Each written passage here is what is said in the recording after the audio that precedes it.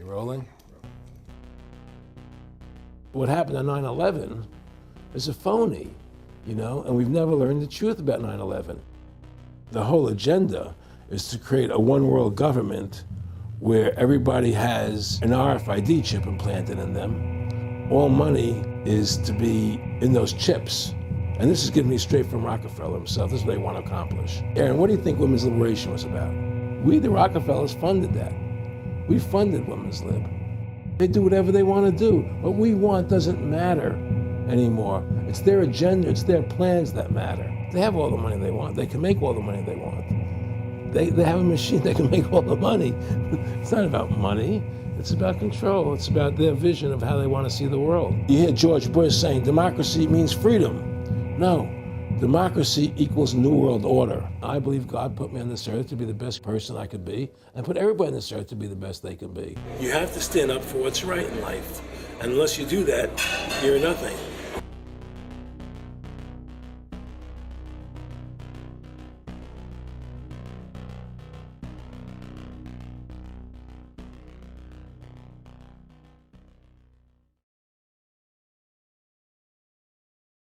Award-winning filmmaker turned freedom fighter, Aaron Russo was an amazing individual.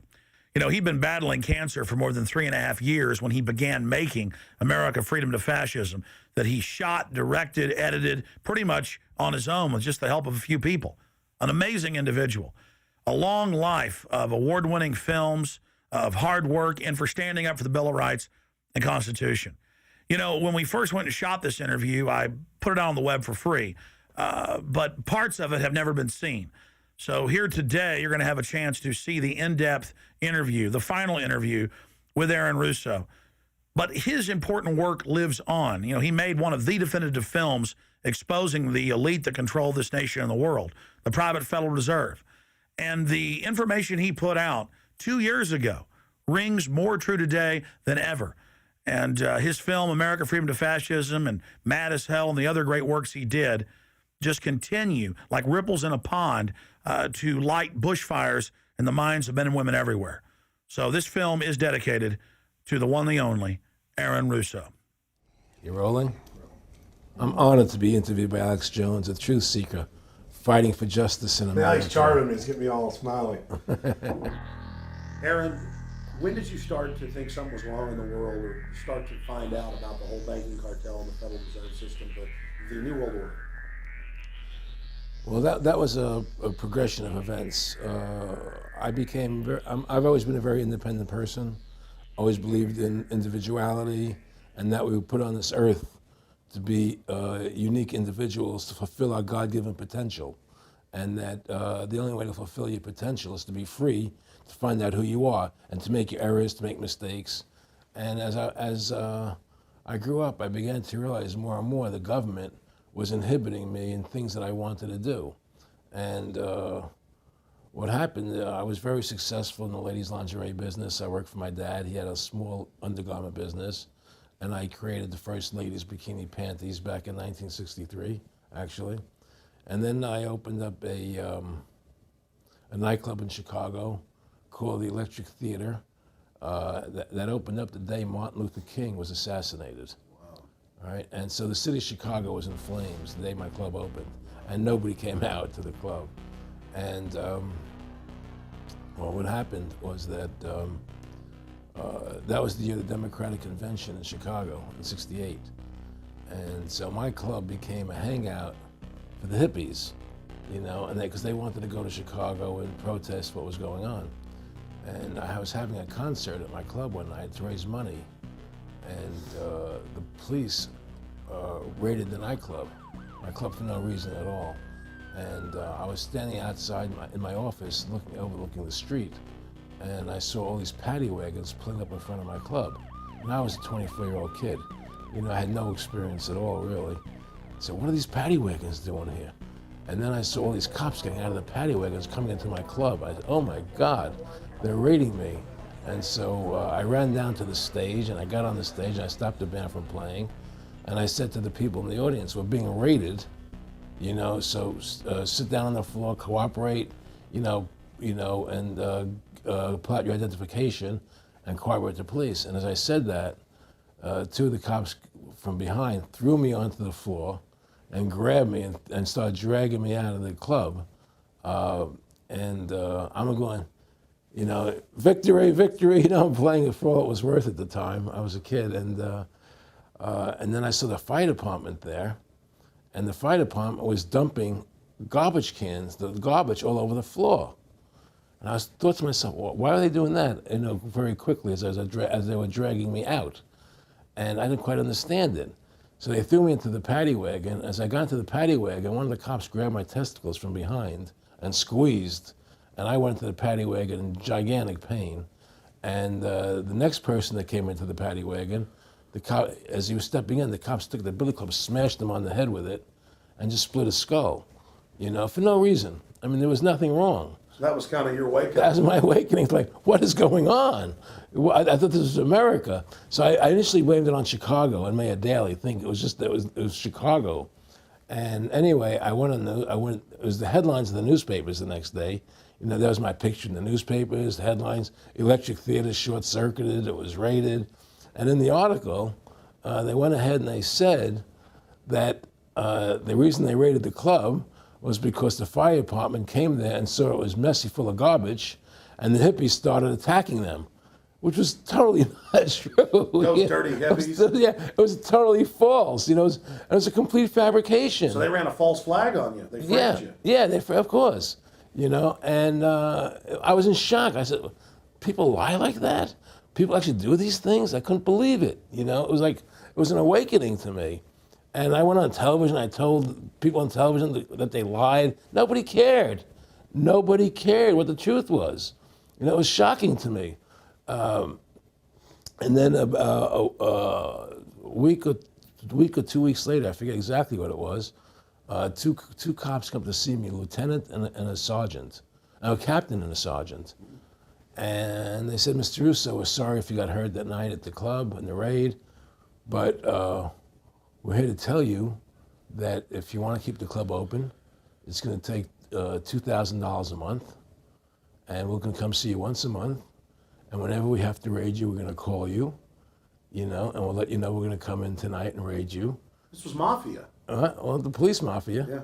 you know. And actually, it was actually more interesting than that. They said, listen, there's the A plan, there's the B plan, and there's the super deluxe plan. And this one, of course, each one will cost you that much money a month. Which one do you want? What was the super deluxe? That's the one I took. That was a $2,000 a month plan. And I took that plan, and I paid them $2,000 a month, and they left me alone. And whenever they were going to raid the club, they would come there, we're going to have a phony raid tonight, you know, just to look good for the people in the neighborhood, you know. So that was your first big education? That was my education into corruption in government, you know, but I really thought that was basically Chicago. I didn't realize it was the whole country was like that. And so that was my wake-up call, that people lie and cheat and steal. And I thought everybody was always honest and nice and decent, and I had no idea about any of these things. Well, what happened with me was that they finally one day they came to me and they said, look, we can't take your money anymore. I said, why, what's up? What's going on? I said, we have to close your club. There's elections coming, and the aldermen in the neighborhood don't want you open anymore. So we can't take your money. So I had to go to court and fight them, and they were trying to close the club. And then one night there was a fire, and the club never reopened again. The club just closed, and that was the end of the club. And they burned me down. And that was the end of my experience. And then I moved back to New York, where I met Bette Midler, and I ran into her at a little nightclub she was playing called The Improv, and I thought she was fabulous. And through a series of events, I began managing her. And as soon as I started managing her, her career took off like a rocket. You know, it was just fortuitous, I guess. And we became very, very successful.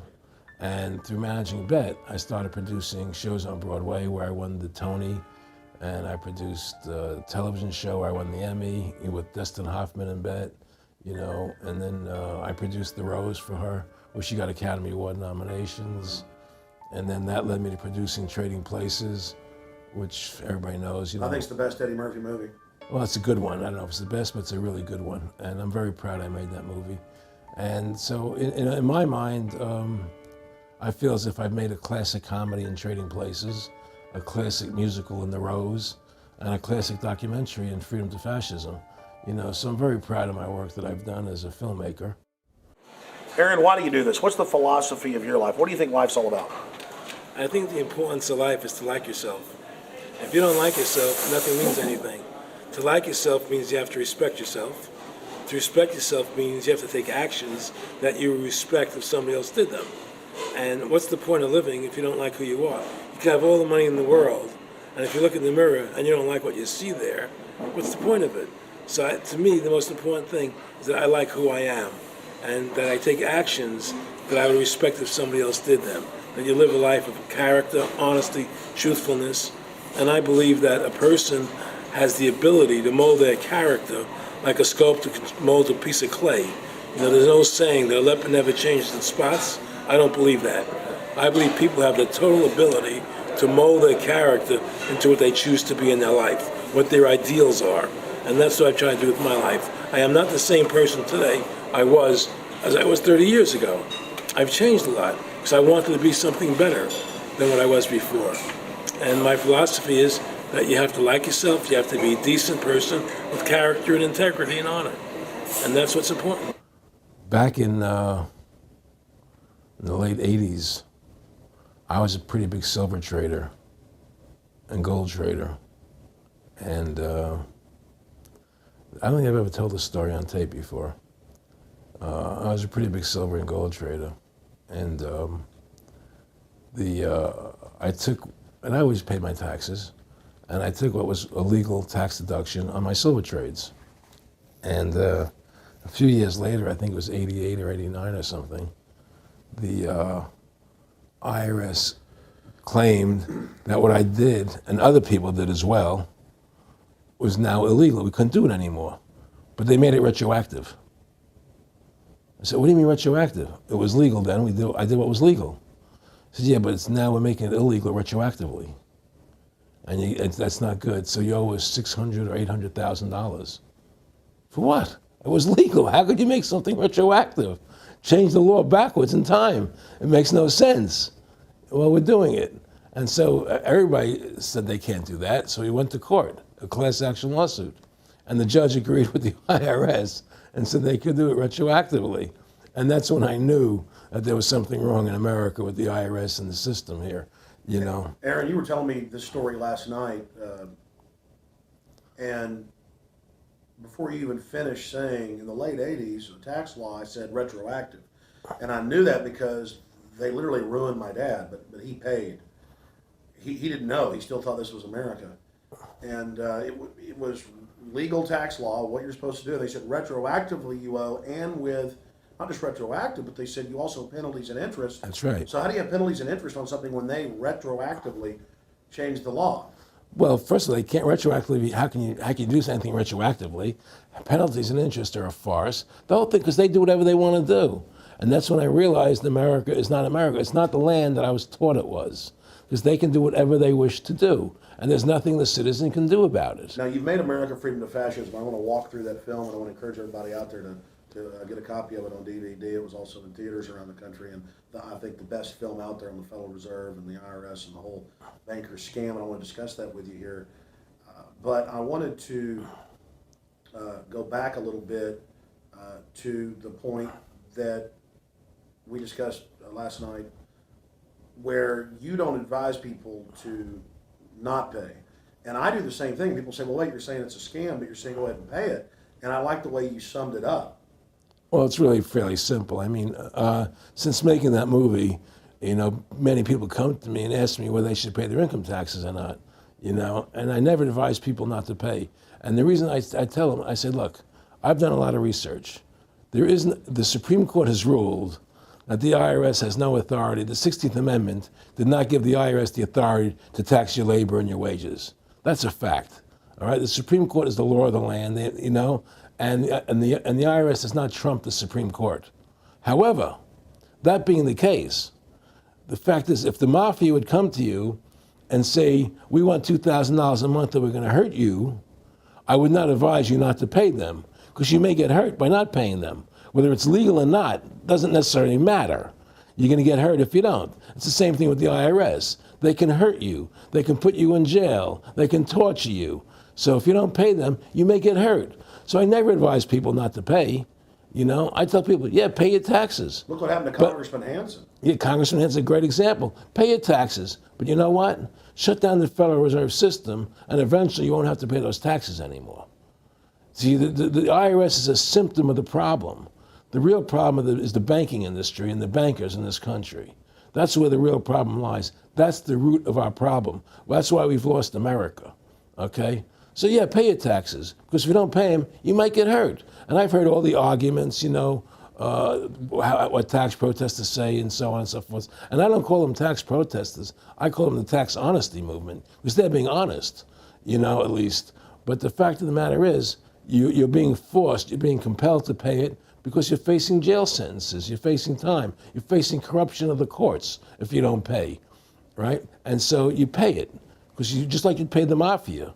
But with the mafia, at least you have the government to call and try and help you to get past the mafia, to protect you. Here you have nobody to protect you. The American people are living in a matrix. They don't understand the truth of how things are working in this country, you know? And let me give you an example of what I'm talking about. The very fact is that if you ask 100 people on the street, what kind of government is America supposed to be? 99% of them will tell you a democracy. America is supposed to be a democracy. But that's a lie. That's an illusion. The word democracy is not written into the Constitution at one time. It's not in the Bill of Rights. It's not in the Declaration of Independence. The Founding Fathers hated the idea of a democracy. They thought it was the worst form of government there is. And I agree with them, because in a democracy, 51% of the people control 49% of the people. If you're part of the 49%, you're not free. America was founded as a constitutional republic. And in that constitutional republic that we have, 99% of the people can't take away the rights of 1%. You have your rights because you were born with them. You have God-given human rights that nobody can take away from you. The government, the majority, no matter who they are, I can't take away your rights. And that's what our founding fathers gave us.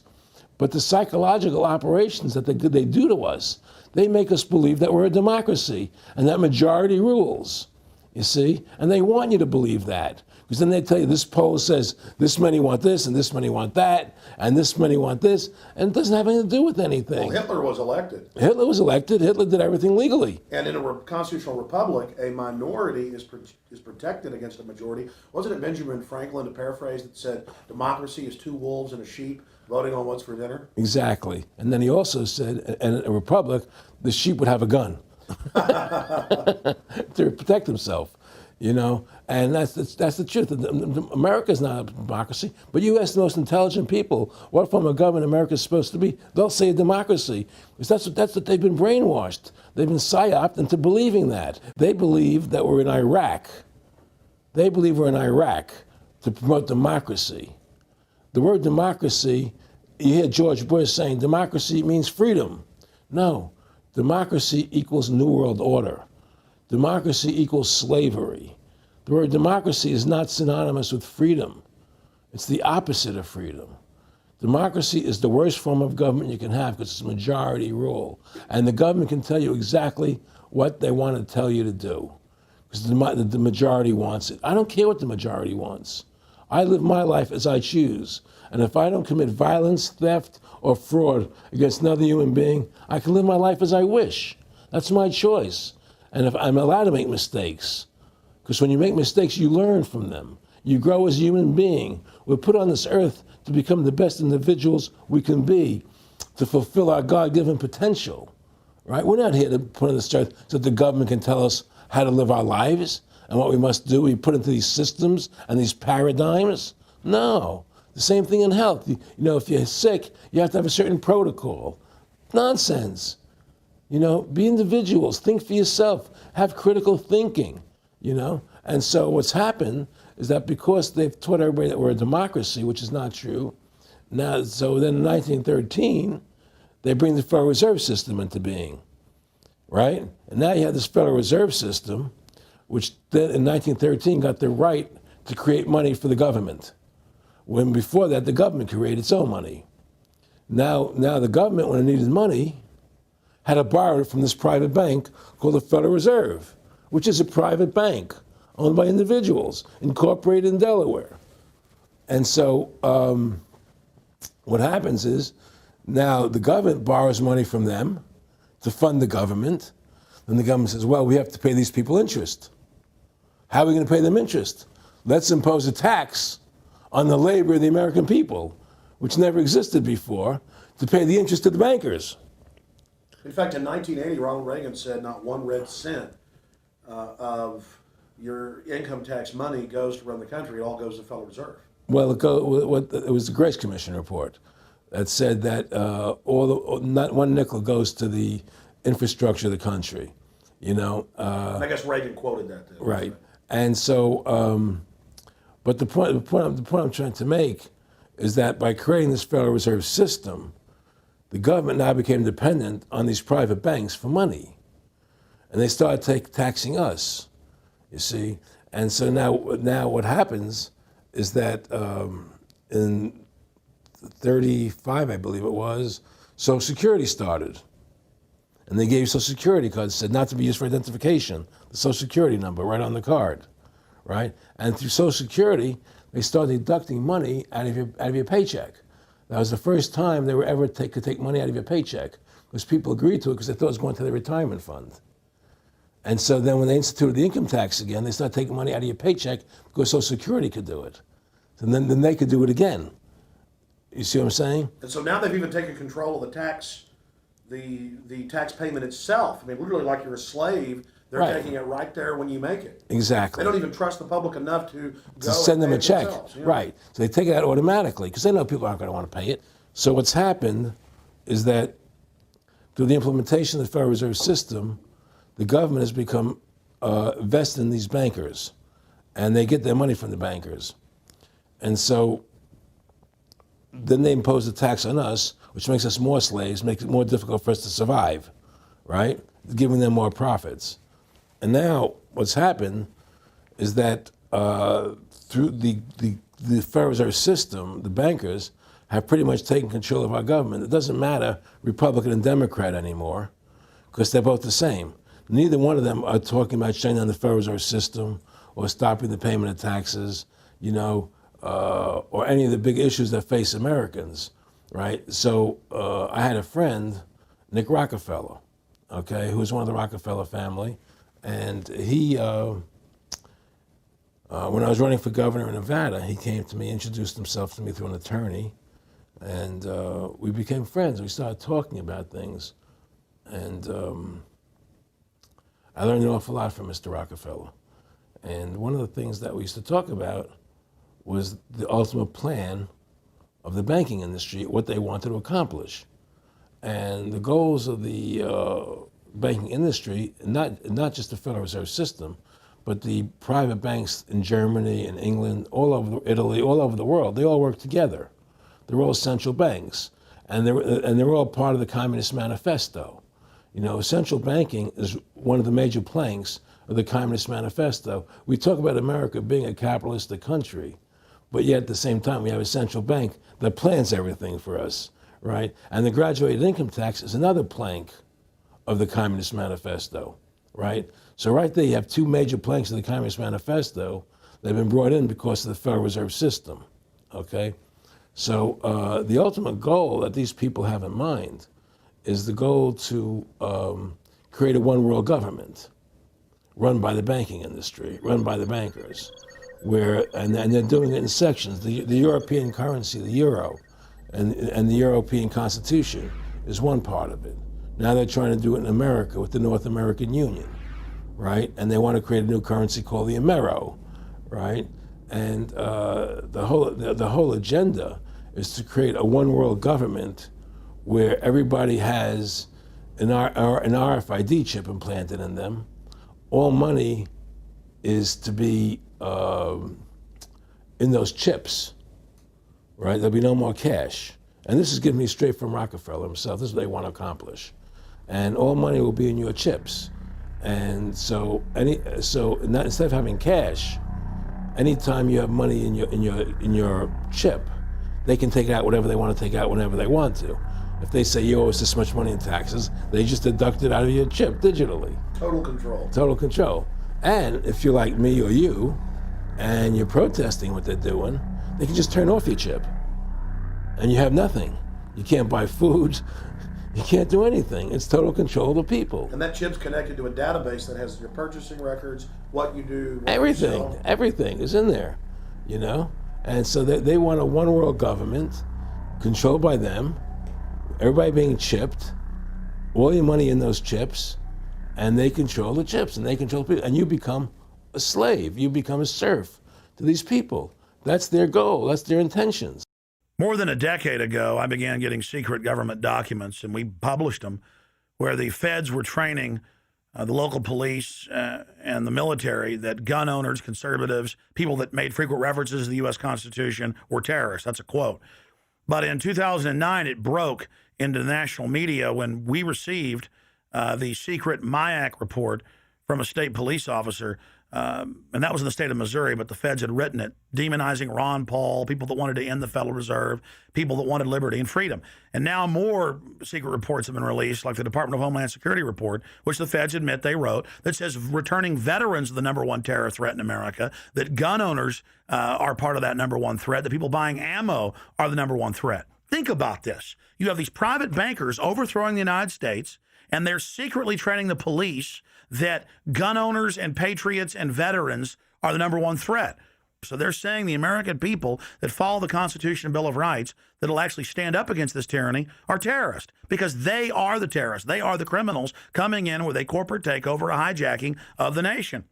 Eric, could you be specific about when you met Rockefeller, how it happened in these discussions? I met Rockefeller through a female attorney I knew who called me up one day and said, one of the Rockefellers would like to meet you. I had made a video called Mad as Hell, and he'd seen the video and wanted to meet me and knew I was running for governor of Nevada. So sure, I'd love to meet him. And I met him and I liked him, and he was a very, very smart man. And we used to talk and share ideas and thoughts. And he's the one who told me 11 months before 9/11 ever happened that there was going to be an event. Never told him what the event was going to be, but there was going to be an event, and out of that event, we were going to invade Afghanistan to run pipelines from the Caspian Sea. We were going to invade Iraq, you know, to take over the oil fields, establish a base in the Middle East, and make it all part of the New World Order. And we'd go after Chavez in Venezuela. And sure enough, later, 9/11 happened, and I remember he was telling me how how you're gonna see soldiers looking in caves for people in Afghanistan and Pakistan and all these places, and there's gonna be this war on terror, of which there's no real enemy, and the whole thing is a giant hoax, you know. But it's a way for the government to take over the American people. He told you it was going to be a hoax. Oh yeah, oh yeah. There's no question. He says there's gonna be war on terror, and he's just laughing. There's no, who are we fighting? I mean, why do you think 9/11 happened and then nothing's happened since then? Do you think that our security is so great here that these people who pulled off 9/11, who were able to, can't knock down another plane? Come on, it's ridiculous. 9/11 was done by people in our own government and our own banking system to perpetuate the fear of the American people into subordinating themselves to anything the government wants them to do. That's what it's about, and to create this war, this endless war on terror. And that's why and that was the first lie. And the next lie was going into Iraq, you know, to get Saddam Hussein out with his weapons of mass destruction. That was the next lie. Now, specifically, this was a little over 6 years ago. This was 11 months before 9/11. Yeah. And Nick Rockefeller, who's a lawyer, he's become your friend over the previous years, and he's saying to you that there's going to be this big event, and then out of that we're going to have a war on terror, and it's just going to go on and on. Right, an endless war on terror without any real enemy. That you can never, so you can never define a winner. And did he say that it's going to be perfect because you can't define an enemy? It just goes on Yeah, and on? because you can't define a winner. There's no one to beat, so it goes on and on forever. and they can do whatever they want. They scared the hell out of the American public. Look, this whole war on terror is a fraud. It's a farce. It's very difficult to say it out loud because people are intimidated against saying it. Because if you say it, they want to make you into a nutcase. But the truth has to come out. That's why I'm doing this interview. The fact of the matter happens to be that the whole war on terror is a fraud. It's a farce. Yeah, there's a war going on in Iraq because we invaded Iraq. And people over there fighting, you know. But the war on terror, it's a joke, you know. And until we discover what really happened on 9/11 and who was responsible for 9/11, because that's where the war on terror emanates from. That's where it comes from. It was 9/11 that allowed this war on terror to begin. And until we get to the bottom root of 9/11, the truth of 9/11, we'll never know about the war on terror. Aaron, you said that he was, and I think it's important, and I know this about the Rockefellers from Dr. Dennis Cuddy and many others who literally, you'll be 20 years old in a lunch line at college, and no, there's David Rockefeller. And here's here, I mean, they're experts at recruiting and getting what they call players, and that clearly he was, I mean, I want to make it specific and just get you to reiterate what you said last night about you got 30% of the vote, you were having an effect, you made mad as hell, they knew that you'd started the Constitution Party, they knew that you were somebody who was taking action and getting things done, you'd already made some big films, had a lot of other successes, so they were trying to recruit you, and didn't it come down to the point of, hey, we are here to recruit you, and don't worry, your chip's going to say, don't mess with us, you know, this guy's don't touch. Yeah, yes, that did happen. I was definitely being recruited, but it's more subtle than that. Well, in your words, just go through the process, and then what he said. Well, what it is remember, we were friends, and he used to come to my house a lot. We'd have dinner, we'd talk, and he'd tell me about business investments that he'd get involved in, you know, or they would help me with this business investment or that business investment. And was I interested in joining the Council on Foreign Relations? You know, I would have to get a letter to join them, but was I interested in that? And, you know, just stuff, you know, leading you on. And I used to say to him that I never really did that because that wasn't where I was coming from. You know, as much as I like you, Nick, you know, your ways and my ways, we're on the opposite side of the fence. You know, I don't believe in enslaving people, you know, and he would come back with, oh, I do? Or? Well, it would be more like, you know. It's better for them. Well, it's more like, you know, how do I put it? It was like, what do you care about them? What do you care about those people? What difference does it make to you? Take care of your own life. Do the best you can for you and your family. What do the rest of the people mean to you? They don't mean anything to you. They're just serfs. They're just people. You know, it was just a lack of caring, you know, and that's just not who I was. It was just sort of like cold, you know. It was just like cold, you know. And I used to say to him, what's the point of all this? You have all the money in the world you need. You have all the power you need. What's the point? You know, what's the end goal? And he said the end goal is to get everybody chipped, to control the whole society. To have the bankers, the elite people, you know, the bankers and some governor controlling the world. And I said, do all the people in the Council on Foreign Relations believe this way you do? He said, no. You know, most of them believe they're doing the right thing.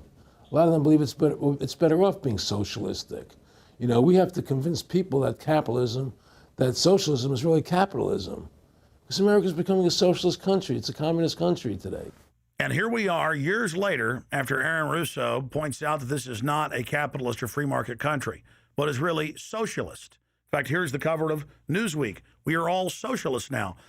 But this isn't the socialism the public thinks it is, where the government robs from the rich to give to the poor. Actually, it's always the big banks, the elites throughout history that fund socialism. They want to use the middle class's money to basically domesticate the working class and expand the size of government so it can basically, in the end game, eradicate the middle class and have a giant submass of uneducated slaves who have no chance of ever rebelling against the tyranny, and a tiny elite in control of it all. And that is the very nature of this New World Order system. They are using big government to strangle competition, to take control of the people, to break up the family, to basically set up a global plantation or neo-feudalist state? Well, one of the things they told me was that he was at the house one night, and we were talking, and he started laughing. He said, "Aaron, what do you think women's liberation was about?" And I said, I had pretty conventional thinking about it at that point. I said, I think it's about women having the right to work, getting equal pay with men, just like they won the right to vote, you know? And he started to laugh. He said, "You're an idiot." And I said, "Why am I an idiot?" He said, let me tell you what that was about. We, the Rockefellers, funded that. We funded Women's Lib, you know? And we're the ones who got all over the newspapers and television, the Rockefeller Foundation. He says, "And you want to know why?" He says, "There were two primary reasons." And they were, one reason was we couldn't tax half the population before Women's Lib. And the second reason was, now we get the kids in school at an early age. We can indoctrinate the kids how to think. It breaks up the family. The kids start looking at the state as the family, as the school, as the officials, as their family, not as the parents teaching them. And so those are the two primary reasons for Women's Lib, which I thought up to that point was a noble thing. You know, when I saw their intentions behind it, where they were coming from when they created it, the thought of it, I saw the evil behind what I thought was a noble venture. Aaron, did you know that Gloria Steinem, in one of her own books, now admits the CIA funded Miss Magazine? No, I had no idea about that. No, I never heard that. Yeah, we're going to... CIA funded Miss Magazine? Funded Miss Magazine with the stated goal of taxing women and breaking up the family. No kidding. I never heard that. Well, Nick told me. I mean, I know it, but not because I know the CIA was involved in it. Well, Gloria Steinem was proud of it. Oh, the CIA wanted to help women. No kidding. So they funded it. Yeah, and of course it's divide and conquer.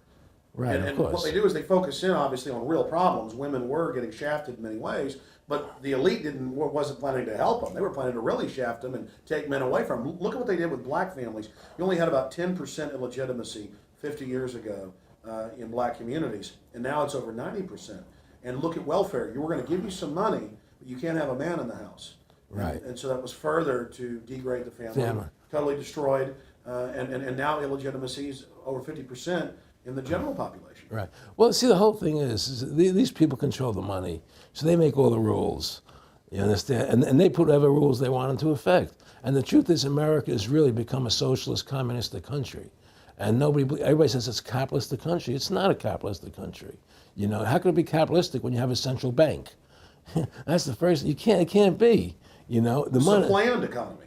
It's a planned economy. It's a phony. If they want to create prosperity, they just print dollars. They just make dollars or put digits into the economy, and then now you have prosperity. You don't have real prosperity. You don't have real manufacturing. You just have money being injected in. It's an infusion of credit, which only makes the government go into more debt. Into more debt. The Federal Reserve is poison to our country. Of course it is. It's poison. Whoever makes the money makes the rules. Rothschild said that, and they make the money. Why are we allowing these private bankers to make the money for our country? It makes no sense. Why are we paying interest to these banks to make money for us when the government can do it itself without paying interest and without all that debt? There's no answer to that question, and it's the question no politician will raise. Everybody talks about America's debt, how much debt we're in. We're in debt because we have to borrow money. But we don't have to borrow money. They designed it so we go into debt. Exactly. We can create the money and back it by gold so they can't create too much of it. So you don't have the inflation. And do what the founding fathers gave us. But instead, the bankers make the money, they control the government, they buy the politicians, they tell us who gets into office. You have computer voting, that's a fraud. They do whatever they want to do to us. They do whatever they want to do to us, and it has to stop. My friendship with Nick Rockefeller was one where we expressed ideas to each other and thoughts and philosophies, and he wanted me to become part of what they were doing, and for me to become a member of the CFR, and offered various business opportunities for me to get involved in, and for me to not take up the fight or the battle that I've been taking up in the past. You know, to drop that idea, because what was the point of my fighting for the people? I was a guy who was very successful in the movie business, and I saw the truth of what was happening. I tried to express it to the people, And rather than having me express it to the people, they wanted me to join their side because I was a mover and a shaker. And rather than me opposing them, to join them. It was real simple. And he tried to recruit me into that situation, and I didn't go for it. Did he get angry when you didn't go for it? No, no. And, it's like, I remember one time he said to me, you join us, so you have an ID card, Aaron, you have a chip, and your chip will say KMA on it. And I said, what does KMA mean? He said, it means kiss my ass. And anybody stops you, a cop or whatever, and you show them your card or your chip, and they'll know to leave you alone because you're one of us. One of the central pillars of tyranny is that the establishment is exempt from the laws that they pass for the rest of us. We saw it in Rome. We saw it with Hitler. We saw Richard Nixon saying, look, I'm the president. If I break the law, it's not illegal. We saw George Bush and Dick Cheney say that. We see Barack Obama continuing that, saying, I'm not going to give detainees real trials. I'm going to give them secret kangaroo military commissions trials, and we're going to hold them in secret camps, and I've got executive privilege. It's the same thing over and over again. And one example of hundreds that are out there was a story back in April of 2008 out of the Orange County Register. And this backs up exactly what Aaron's talking about with Mr. Rockefeller saying, I got a chip in my hand, kiss my ass. Here's just one example of hundreds. Special license plates shield officials from traffic tickets. And it goes on to say that 996,000 plus vehicles in California are exempt from no insurance, reckless driving, speeding, running through toll booths, running red lights, on and on and on. And who is it? It's state employees. It's federal employees that can go and get exempt. It's police. It's government bureaucrats above the very laws they try to enforce on us. This is tyranny. And so literally all over the nation, they've tried to pass it in Texas but failed. They want it where the police are above the law, where the government officials are above the law, where they have immunity, where they can't be prosecuted for crimes. Congress exempts itself from most of the tax laws and other laws that they put on the rest of us. They're exempt from Social Security, and they get a pension that pays out on average 5 times what citizens get. Again, it's already happening. So the chip in the hand and saying they're above the law under the guise of national security, that's what the 1947 National Security Act and now this whole Homeland Security system is all about. Why are you fighting for the people for? What is that about? The people just, they have to be ruled. They have to be, the Constitution, what you're standing for is only for a few people. It's only a few individuals that can live that way, and we believe that it's best for society to be ruled by an elite people who control everything. And I said, I don't believe that. I believe God put me on this earth to be the best person I could be, and put everybody on this earth to be the best they can be, not to be a slave and a sheep to you and these people. And I don't understand why you want to control everything. What is the need for that? And I asked them, do all the people in the Council of Foreign Relations feel the same way you feel? He said, no, a lot of them think they're doing the right thing. They think that socialism is the best way to go. They think that, that they're doing the right thing. But the people at the top, they all know the truth of what's happening. And that's what it is. So it's compartmentalized within the elite structure as well. Of course it is. Of course it is. I mean, all the people that are in the CFR, was that 2,000-3,000 people? I forget what, like Dan Rather. They don't know what's going on. They join the CFR because it's prestigious. They think it's good for business. It's good for this. They don't know what's really happening. The evil that comes out of it, that's emanating out of it. And to me, the biggest evil is what's happening right now, because what happened on 9/11 is a phony, and we've never learned the truth about 9/11. That's the question I wanted to follow up on. He tells you 11 months before there's going to be an event, all this is going to happen. What did you think on the morning of 9/11? Where were you, and did you think about Nick Rockefeller and what he had told you when you saw those towers fall? No, I was actually in Tahiti when 9/11 happened, and I got a call from my son. And my son said, the Twin Towers, they were just attacked, and they were falling down or something. So what are you talking? I was in Tahiti, I was asleep. And he says, yeah, they were hit by a plane, da, da, da, da. And so where I lived, where I was in Tahiti, there was no television, so I had to run the other side of the island to a hotel where they had, and it was all on television, and that's when I first saw the stuff on TV about it. And I didn't immediately equate it to Nick, but when I realized that we're going to go into Afghanistan, Iraq, and as that developed, I realized what it was. How could there be a war on terror and actually say that we're having a war against terrorism and leave the borders wide open? If you were the President of the United States, or I were the President of the United States, and 9/11 really happened the way they want us to believe it happened, the first thing you would do is shut down the borders so people couldn't get in the country to harm you. But they left the borders wide open because the bankers want the borders open because they want a one-world government. They want a North American Union. They don't want borders here. The 9/11 was only a manifestation. It was done to create a fear in the American public, right? So that we will obey what they want us to do. And take Richard Reed, the shoe bomber. Here's a guy who was 6'6", ugly as could be. I heard he smelled. Okay, he sits in coach on a plane, lighting matches to put his shoe on fire, surrounded by people. It's idiotic. If you were going to blow up a plane, you go into the bathroom, you close the door, and you put your shoe on fire.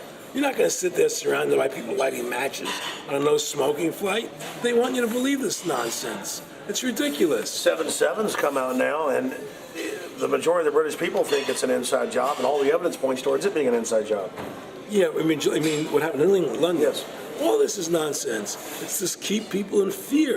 It's this endless war on terrorism that doesn't really exist, so people will submit to whatever the government wants them to submit to. Searches, check your shoes, have ID cards, put chips in you, where you become servants to the elite. That's what this is all about, Restore America's republic to what it's supposed to be, get the bankers out of our government, get the bankers out of our government.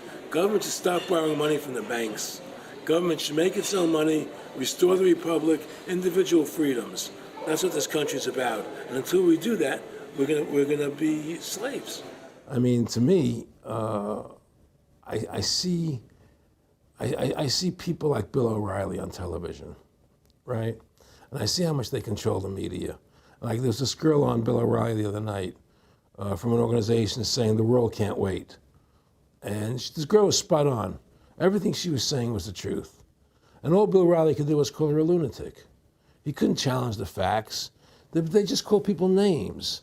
They can't, and until we just find that, look, this world, we're heading into a world of danger, possible nuclear wars, because the banking industry is trying to take over the world. 9/11 is the beginning of the war on terror. That war on terror is leading us into Iraq, which is the next lie. So you had the lie of 9/11, how that happened. Nobody knows how Building 7 came down. Okay, we know 9/11 was a fraud. The American people don't know it, but more and more of them are believing it. Okay, so that was the first lie.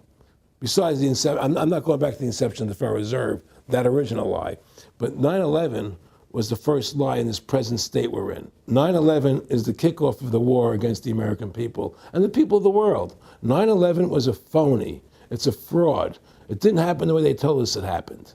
Now, because of 9/11, we then had the authority to go into Afghanistan and Iraq. Iraq didn't have weapons of mass destruction. Okay, so that was the next lie. Now they're talking about going into Iran. Now, how would you feel if you were Iran and you had this big, powerful country, America, go into your next door neighbor, take over their oil fields, right? Wouldn't you be worried that what they were going to do to you? Of course you're going to be worried. But the people of America don't think about it from Iran's point of view. They think about it from our point of view. So now we're going to send more troops into Iraq and keep building up because they want Iraq and the Middle East to become part of the New World Order. And Iraq was using, Saddam wanted to start using euros instead of dollars, right? He was messing up their whole consumption. Iran wants to start using euros instead of dollars. They have. Okay? So I'm saying what they're trying to do is preserve their power. And one lie leads to the next lie, leads to the next lie. And until you get to the root cause of 9/11, which is supposedly the war on terror, we'll never solve our problems here. Should we send more troops into Iraq? Should we not send more troops into Iraq? Well, the truth is, The fact is that it all goes back to this war on terror. Where did 9/11 come from? That's the root cause of everything. And until we have a full investigation, find out why Building 7 fell down, why they shipped all the steel out of America so quickly, from the buildings, why all the things that don't make any sense about 9/11, until we find out why it really happened, we'll never understand why there's a war on terror. And we'll never be able to prove that the war on terror is a phony. Nick and I discussed many things. One of the things we discussed, or he brought up in conversation, was reducing world population, and felt that there were too many people in the world. In a way, I agree, there are too many people in the world, but I don't think I have the authority to say who's going to die and who's not going to die, But they felt that they wanted to reduce world population, and he felt that it should be reduced by half. He even mentioned to me once they were having a real problem trying to solve the Israel-Palestinian problem. And he talked to me once about they were playing with the idea of bringing Israel to Arizona, and taking all the people from Israel and giving everybody $1 million and setting up Israel in the state of Arizona. Unbelievable. Just to end that problem, because that's a problem that they're not in charge of, in a sense. They're not controlling that problem. They're very arrogant. They can do whatever they want to do. We've given these people the authority to create money out of thin air, and through that device, they control everything. And if you want to win the battle to stop that, you have to deny them the ability to create money. It's only because they can make money that they have all this power. They literally have the money machines. They have the money machines. They can print it. They can do whatever they want to do. They own everything. Aaron, we take over pretty quick. If we were the guys that issued the money, everybody had to come give us real assets for the use of this money we just printed up. People. I tell people, why in the world does the American government borrow money from the banks when they have the ability to create it themselves without borrowing it and paying interest on it? Why? And nobody can answer that question. Not one politician ever raises that. Why does the American government borrow money when they can create it without paying interest? Well, we did create it up until 1913. And so people say, well, because if the American government does it, it'll create inflation. That's the answer. I say, well, let's look at it. The American government has the Federal Reserve do it, which creates the same inflation as if they did it. But also with the inflation, now you're getting massive debt. So with the Federal Reserve, you have inflation and debt. Now, if the American government made the money, backed by gold, which limited the amount they could make, you wouldn't have debt and you wouldn't have inflation. But inflation was only about 50% from the 1780s, I've looked it up, until the late 1800s. And then we have the central banks already trying to cause some panics, which they then used to push the Federal Reserve. And if we look at inflation since 1913 into 2007, it's exponential. In fact, a dollar is worth about 2 pennies to what it was worth in 1913. Federal Reserve Chairman, former Federal Reserve Chairman Alan Greenspan, doubled the money supply from 2000 to 2006.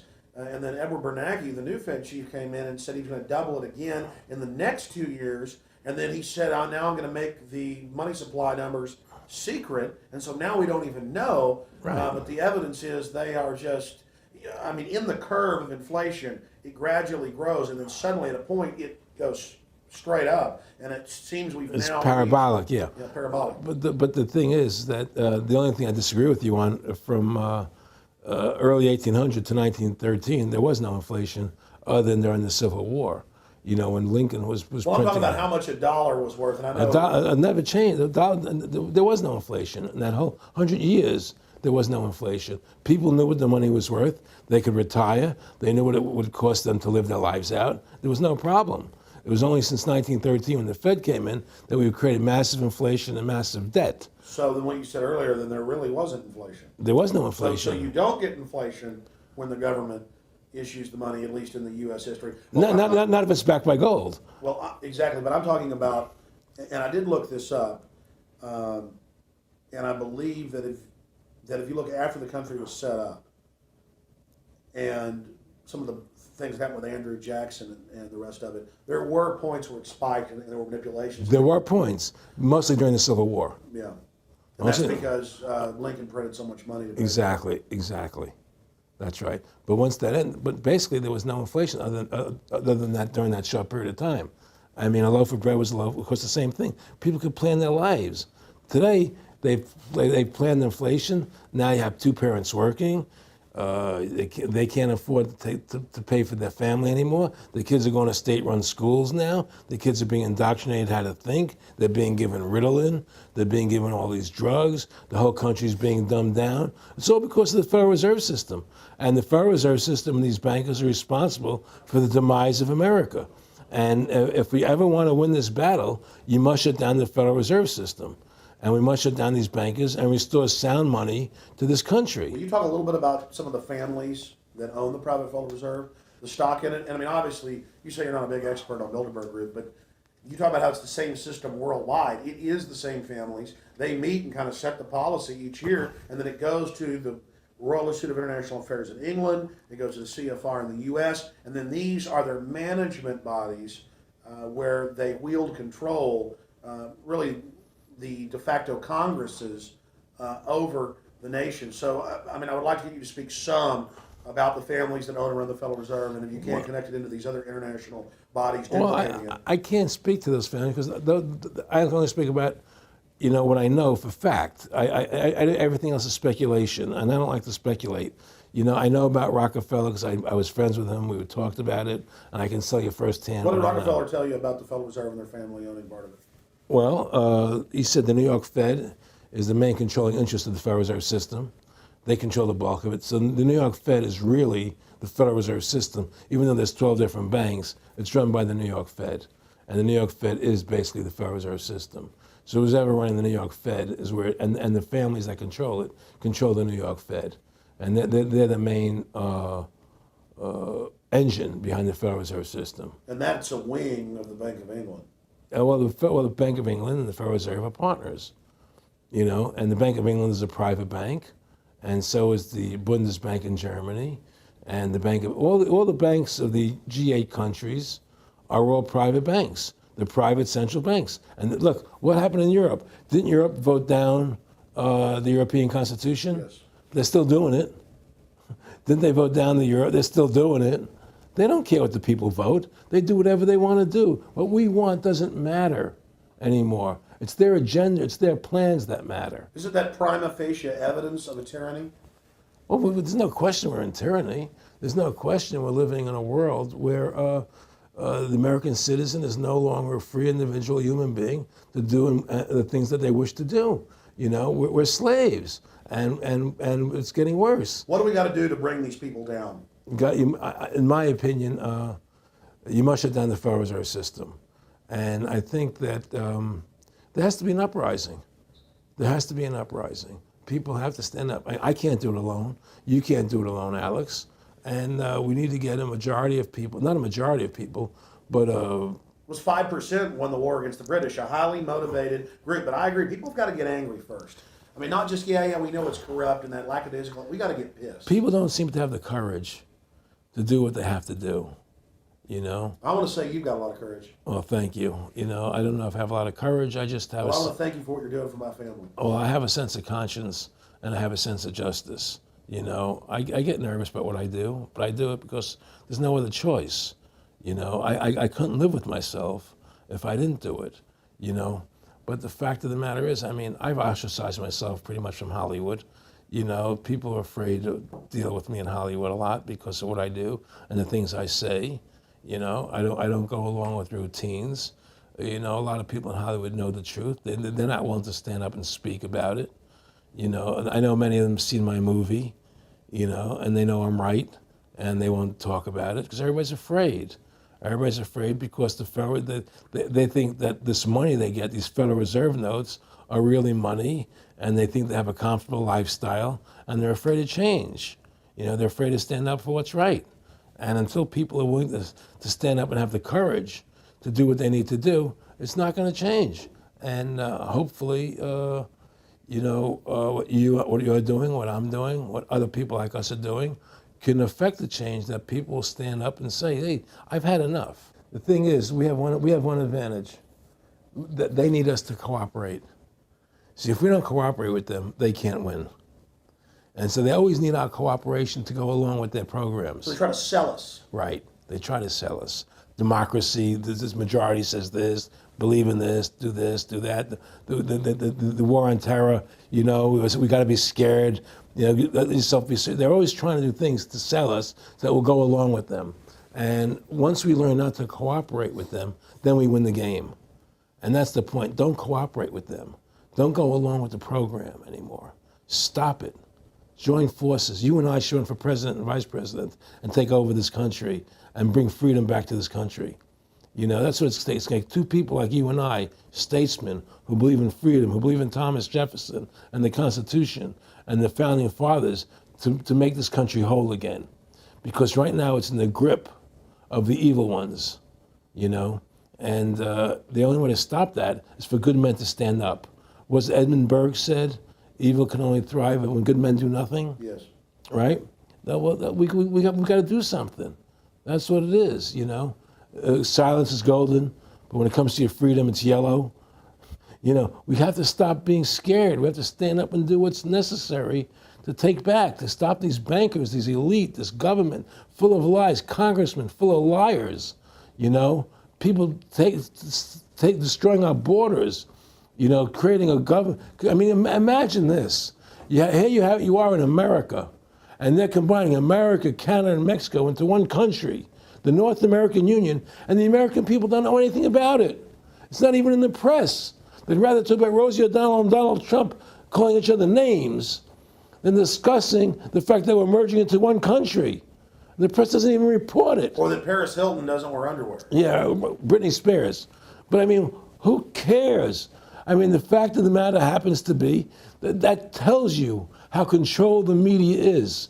Here you are combining America, Canada, and Mexico into one country, and you don't see it in the press. Unless maybe it's Lou Dobbs. You don't see it in the press. You just don't see it. It should be the top story everywhere. Everywhere, and not a word about it, really. Why? That tells you there's the evidence that it's controlled. They don't want the American people to know what's going on. That's why they don't protect our borders. That's why we're losing our Constitution, the very document that secures our freedoms. There is a rising tide against it. There is a rising tide, but we have to mobilize. We have to mobilize. And we have to get all the good people in this country to stand together and say, I'm not going to take it anymore. Well, I think if you analyze the situation, and if you realize that since the Federal Reserve has come into being in 1913, illegally, without a constitutional amendment, by bribing a few senators during Christmas vacation, they turned over the most important power that the American government has, the creation and issuance of money, to a private bank. Through that private bank issuing money, they have destroyed this country. They have destroyed the purchasing power of the money in this country. They've created social programs that are destroying this country. Thanks to the work of Aaron Russo and Ron Paul and many others, folks are starting to find out who the real enemy is. Offshore private banking corporations that have engaged in a hostile corporate takeover of the United States and almost every other nation on the planet. And the private Federal Reserve is their beachhead here in the United States. Ron Paul has introduced H.R. 1207 that at time of taping has over 87 sponsors just to audit the private Federal Reserve that arrogantly says it's above all U.S. laws and above all three branches of government and that no law enforcement can investigate them. I mean, how asinine is that? How above the law is that? How ridiculous is that? Everybody else gets audited. Nobody else is above the law but them, this group of plutocrats, this group of polycentric bankers that are setting up this neo-feudal world system. Now, they've taken over our government, both Republicans and Democrats. There's no difference anymore between the two parties. They control both parties. It doesn't matter to them which one wins, because who's ever running for president will be someone they anoint, okay? Whether it's Hillary Clinton or John McCain running for president next year, they're going to be people that are going to do what they want them to do. And the fact of the matter happens to be that you can't win an election unless you have enough money to win. They make sure who gets the money. The most important point is they control both parties. And the public continues to only focus in on the distraction of the left puppet and the right puppet instead of looking at the puppet masters. In fact, more and more of this is coming out. Top Senate Democrats, bankers own the U.S. Congress. Senator Dick Durbin on Chicago radio station last week blurted out an obvious truth about Congress. This is from Salon, that despite being blindly obvious, it is rarely spoken. And, quote, the banks, hard to believe in a time when we're facing a banking crisis, that many of the banks created are still the most powerful lobby on Capitol Hill. And frankly, they own the place. So there is one of the most powerful Democrats in the country, top Senate Democrat, saying bankers own the U.S. Congress. It's true. Let's admit it. Let's stop debating the two puppets they put out in front of us, the liberal puppet, the conservative puppet, and then every time we wake up to one of the puppets, they just replace it with another puppet. Let's look past the puppets to the puppet master above them that's controlling the puppets. That's all Aaron Russo and myself and Ron Paul and so many other people are saying. Let's get back to a culture of liberty versus tyranny, not this left-right diversion. You know, when folks are sick of Obama in 4 to 8 years, they're going to put a Republican in, and they'll put out different rhetoric, but carry out the same operation. Because as the top Senate Democrats said, the bankers own the place, even though they engineered the crisis. And make no mistake, they did engineer it by design. Their own documents, their own IMF and World Bank documents admit that. And out of this crisis, they're setting up the new Bank of the World, according to Time Magazine and Newsweek and the Wall Street Journal and just hundreds of publications with headlines like, and now for world government in the Financial Times of London. They create the crisis and then say, okay, our Ponzi scheme's falling apart and bankrupting you. Give us $12.8 trillion in the first 6 months of the banker bailout. And now they say, we'll set up a Bank of the World you pay your carbon taxes to, and private bankers will rule your life, and we'll pay private greenhouse gas carbon taxes to two firms owned by Al Gore, and this is publicly admitted. I mean, this is how bad the scamming is getting. And we've got to wake up. We've got to say no. We've got to get angry and get in the face of the New World Order. Again, the private offshore bankers own America. They own both parties, but they get you in a rah-rah, Coke versus Pepsi, Redskins versus Cowboys, fight. And you get in this little political fight as followers instead of looking past that to the actual global elite and what they're setting up.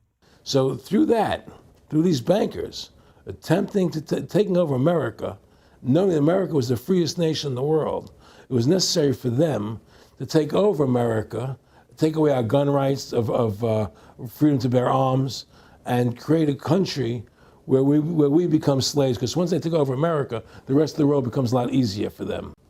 And so by creating 9/11, an event to terrify the American people that were being attacked by terrorists, you create a world where there's an enemy that can never be pinpointed.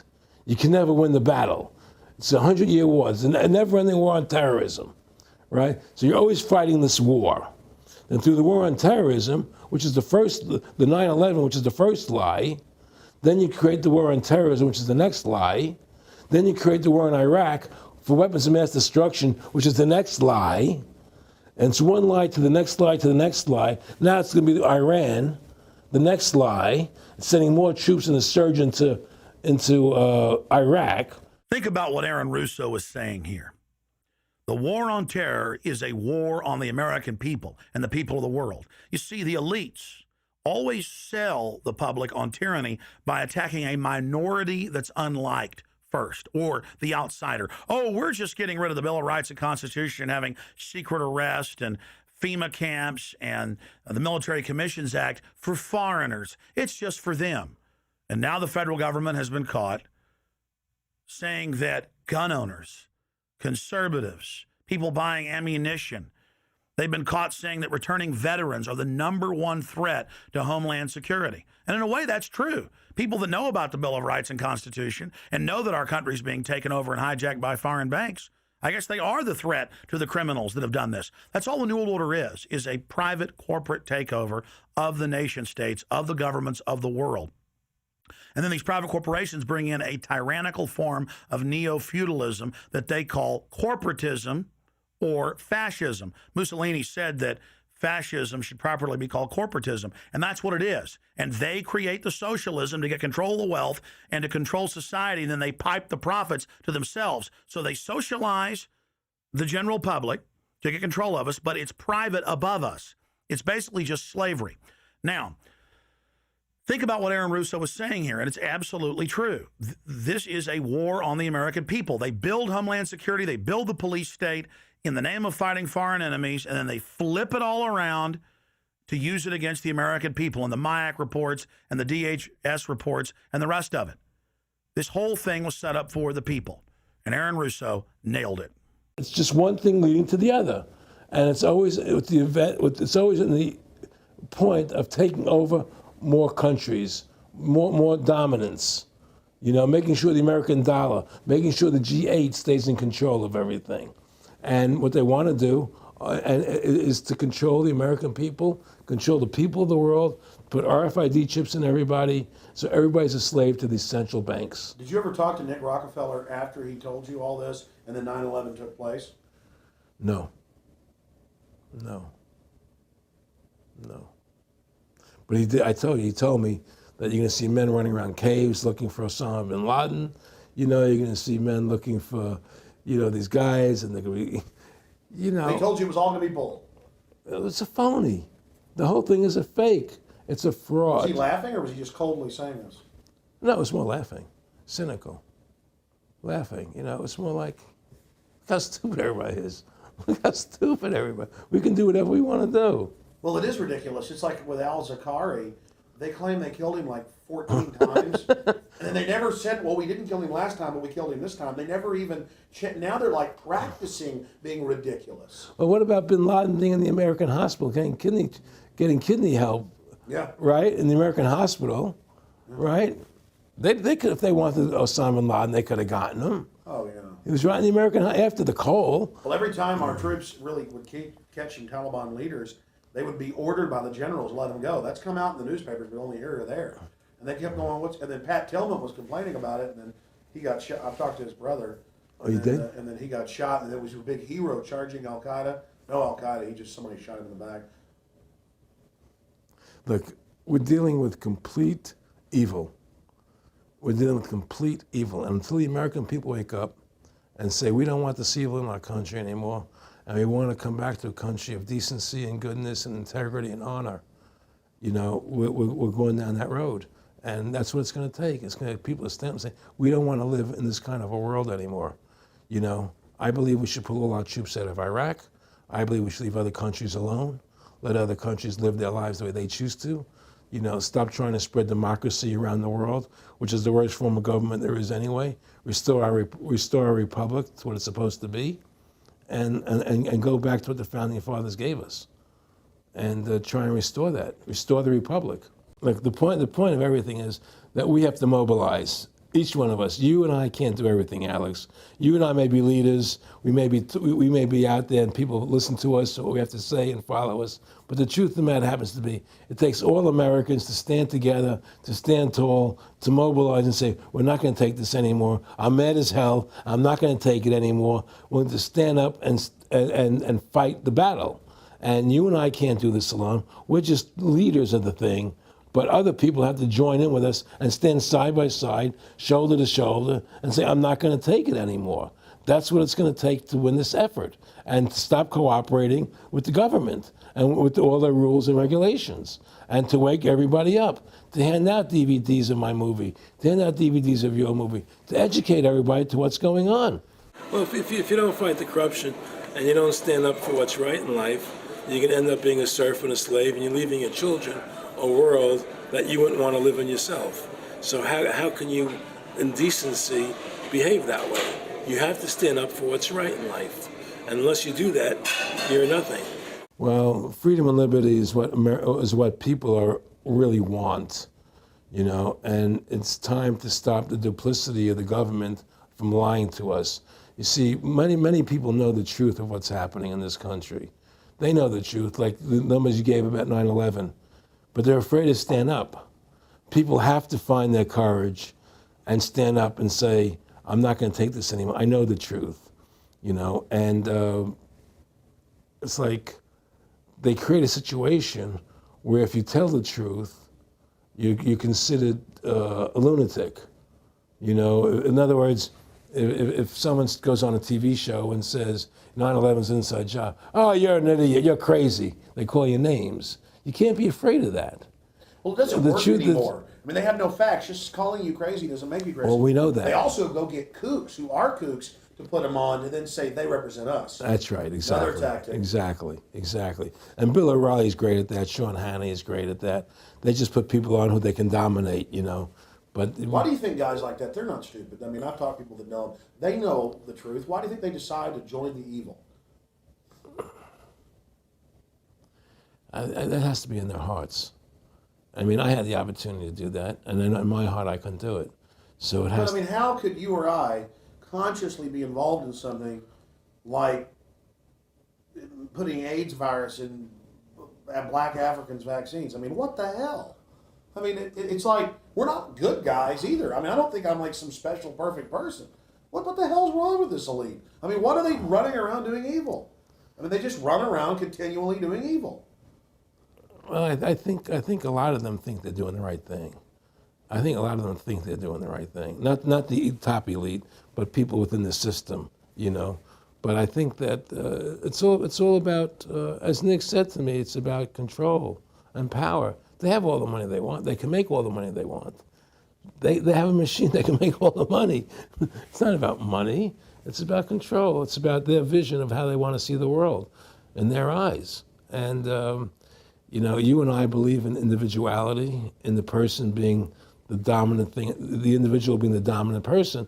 Today we live in a world where institutions are dominant, not people. You know, the American, you know, we the people, by the people, for the people.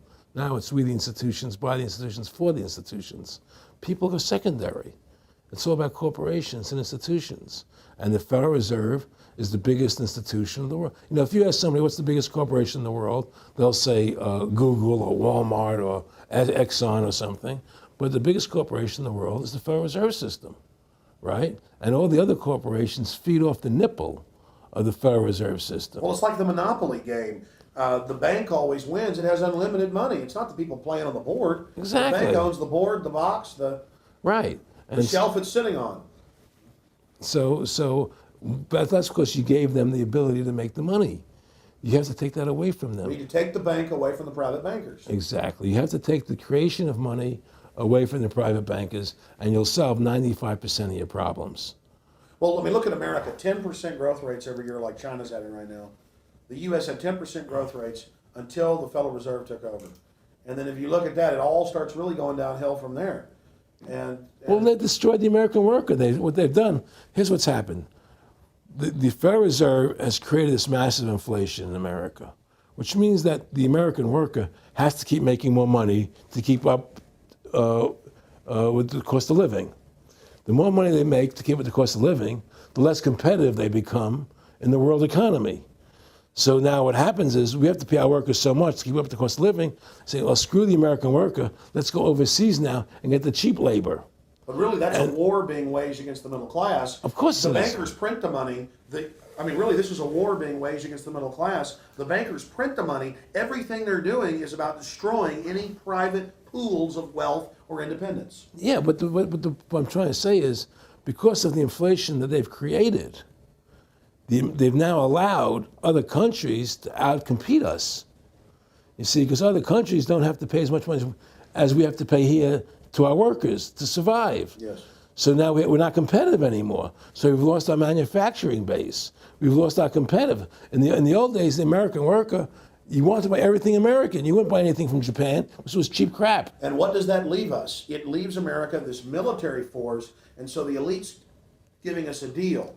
We'll continue to build up your military and give you homeland security jobs, shift your economy over to being the bulldog enforcer of the New World Order. Exactly. You can either do, and by controlling the economy, they force everybody into that position. That's exactly correct. That's exactly correct. And there's no more manufacturing here. We're a service economy. We do nothing. We provide nothing. We provide nothing to the rest of the world anymore. Well, first of all, Freedom to Fascism is a movie that everybody should see, because we show the fraud of the income tax. We show how judges put people in jail for no reason. We show the corruption of the justice system, and we show how the Federal Reserve came into being and how it's controlling society, and how all the central banks of the world are working together through the Bank of International Settlements in Switzerland, which is the central bank for all the central banks, and how they all work together to create this one world government, the one world order, which is what they're trying to do. So Freedom to Fascism is a movie just to get you a good basic education about how the world is really working. And I really want everybody to see that movie, critical. In terms of the CFR, in terms of compartmentalization, I mean, there are many good people, I believe, that are part of these organizations who don't even understand what the organization's really about. People like when I was in Germany doing cancer treatment, there was a gentleman there who was visiting a friend of his who had cancer, and he was a member of the CFR, and we were talking, and I showed him the movie. He said, "Oh my God, I'm going to resign. I had no idea this was what the CFR was about." He had no idea. He was just a nice guy who thought he was in this prestigious organization. Yeah, a lot of it's about getting good people, and so you can watch them. Keep your friends close, your enemies close. Well, no, it wasn't even that. It was, well, a lot of people join the CFR because they think it's a prestigious organization. It'll help them in business, make good business contacts. They didn't have an understanding that the CFR is really about world domination, about how they and the Trilateral Commission, the Bilderbergers, all work together, with the banks to control the people. A lot of them don't understand that. They don't see the big picture. Oh, it's CFR, it's a prestigious organization. I'll meet this one, I'll meet that one. I can do good business deals out of it. It's just business to them. The CFR wants to get the people in there that have influence and power, and so they're part of that. So they're not opposing them, It's like the whole country today is becoming the haves and have-nots. You're getting the very, very wealthy, the middle class is being destroyed, and you're getting the poor people. Isn't this just a slick mafia that took over and uses fancy PR? Well, you can call it mafia, you call it whatever you want, but it's definitely a criminal organization. There's no question about it. But it's a criminal organization that has prestige, that appears to have what's the word I'm looking for? Class, style. It's like, respected. It's respected. People don't look at it as being a criminal organization. That's what a great job they've done. People look at Alan Greenspan as being a hero. The maestro. What do you think happened with him in the late '60s? He wrote a big section, a chapter for Ayn Rand in a book, and he talked about how horrible the Federal Reserve was. We needed a gold standard. Now the bankers are robbing us. And then they literally came and said, "Oh, and you see somebody who made a deal with Beelzebub." Well, exactly. You make a deal with the devil. I mean, it gave him a chance to be one of the most powerful men on the earth, and it gave him a chance to accomplish things he never thought he would accomplish in his life other than that. And it's very seductive. It's a very attractive perfume. I mean, I was attracted when they came to me and spoke to me about it. I thought about it. I was attracted to it, They asked me if I wanted to open up these nightclubs, open up a chain of Baywatch nightclubs, and we'll do this thing, we'll do that, and we can do this. All these things were proposed to me, business ventures. But you know what it is? It was your nature, though. It's the way you are. You couldn't take the deal. Well, I can't do that to people. I just can't be in a position where I can do that to other people. I have a conscience, and my conscience would not permit me to do that. People say I'm very courageous. I don't think I'm courageous. I think I have a conscience, and my conscience doesn't allow me to do that to people. It makes me feel sick. I just don't believe in it. No, I agree. When I do bad things, I feel bad. When I do good things, I feel good. Yeah, exactly. I feel the same way, and I don't know what's going to come out. I don't have that much money, but I've got some money, and it's like, what more do I need? I can go on a trip if I want. I can help pay for my kids to go to school and have my wife, comfortable. How do I go out and screw people so I can have some more junk? Well, money's a funny thing. I was talking to Michael Eisner one day, and I said to Michael, you may have $1 billion, Michael, but they're all dollars. If the dollar goes bad, how much money are you going to have? you know, and that's the thing, you know. You know, everything is denominated in dollars. Everybody thinks in terms of dollars, but the dollar has no value. And then someday it's you know, everything returns to the mean. Well, really, the whole universe, financial universe we live in, is a matrix fraud. Yes, it is. And that's why it's going to come crashing at some point. And they're going to try and hold it up as long as they can. I mean, whenever they want to manipulate the markets, they can. If they want to send the price to go down lower, they can. If they want to send the stock market up, they can. They do that. There's no more free markets. You don't live in a society where free markets rule anymore. You don't live in a capitalistic society.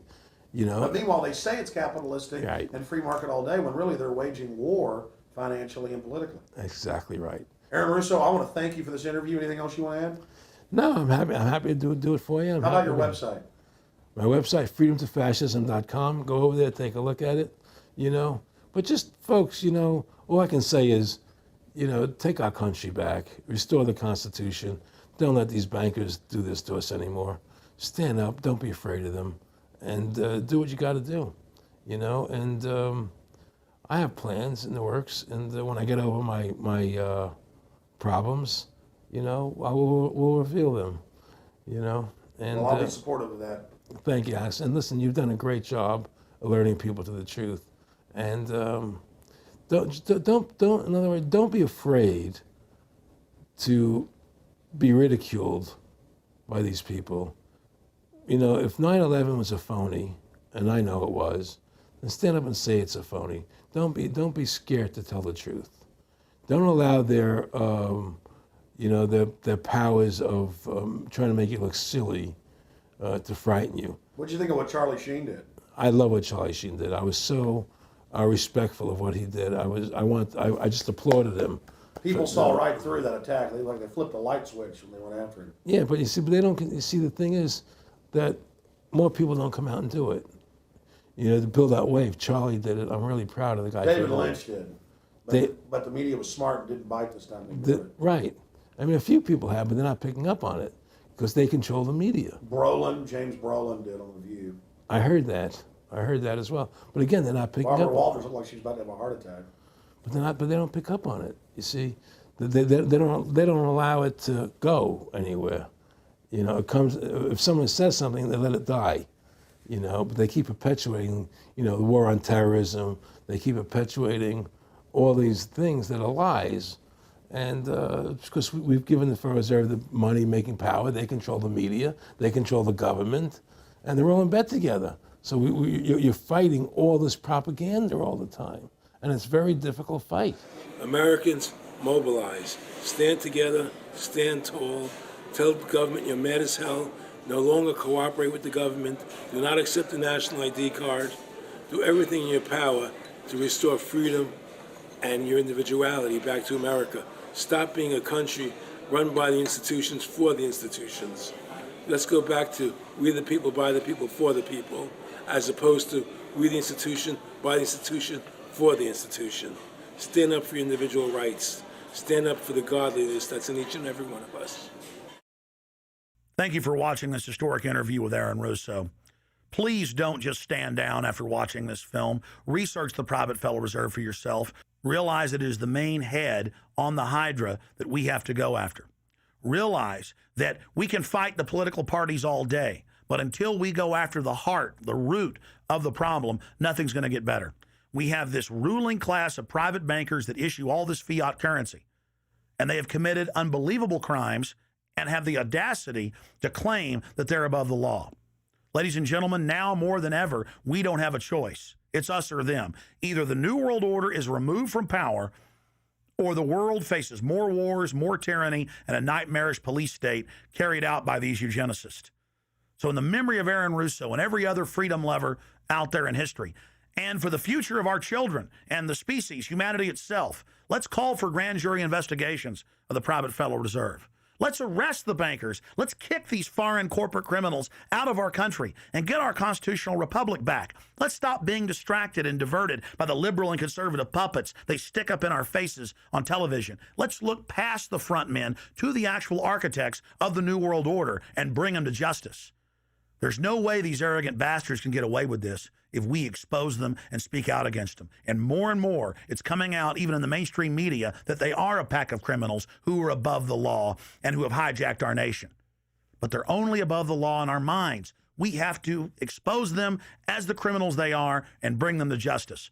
Look in the mirror. You are the solution. Take action and join the ranks of folks like Aaron Russo, Ron Paul, and so many others. God bless you all, and thank you for watching this presentation. Now spread the word about the true enemy of the people in the Fed, in the New World Order, in the hegemony of private central bankers.